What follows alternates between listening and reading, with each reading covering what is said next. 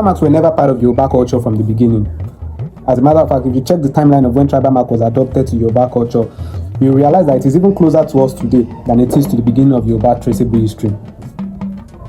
The story about how tribal mark was adopted to Yoruba culture is what I personally find to be very funny. That's because tribal mark went from being a sign of punishment to being a sign of social class, beauty, and a means of identification. The story started from the third Alaafin of Oyo, who is Alaafin Shango. You know who Shango is, aka god of thunder and lightning. Shango reportedly sent two of his servants on an errand, and if you know Shango very well, you are familiar with the story of the Oyo Empire, you realize that these people are used to warfare, they are used to a lot of warfare. So he sent two of his servants to complete a task. Apparently, only one of them was able to complete that task. The other one was not able to complete the task.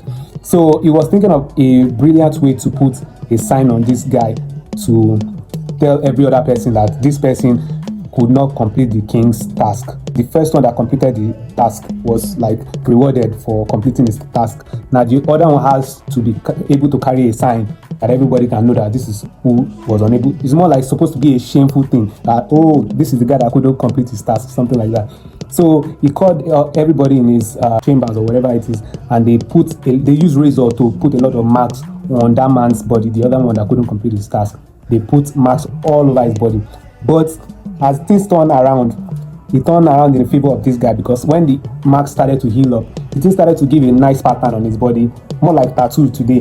The wives of the king started to find that pattern really fine, and they started to like that man because they think what is on his body is really, really beautiful.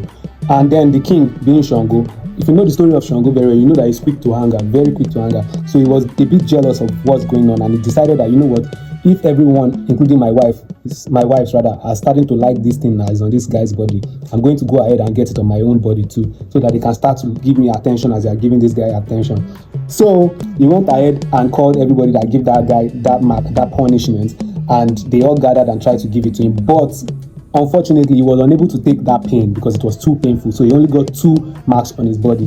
Why a whole god of thunder and lightning could not endure razor cuts, I don't know. But that's not why we're here. Let's move on with the story. So after getting these 2 cuts on his body, he decided to call the chiefs and every respected people in his empire so they should come and get this new fashion cuts on their body. And so as time goes by, everyone who could afford it started to put those marks on themselves. And gradually, it grew to other parts of Yoruba land. And then the other people started to diversify as a means of identification, so that when you see your people outside or in another land, you can identify just by the marks that these people or this person belongs to us, this person belongs to my tribe. This is how tribal marks went from being a sign of punishment to being a means of identification, a fashion statement, and a statement of social class. If you like Yoruba contents like this one, please do well to give me a follow. I drop random Yoruba contents from time to time. Thank you very much for watching. Till next time.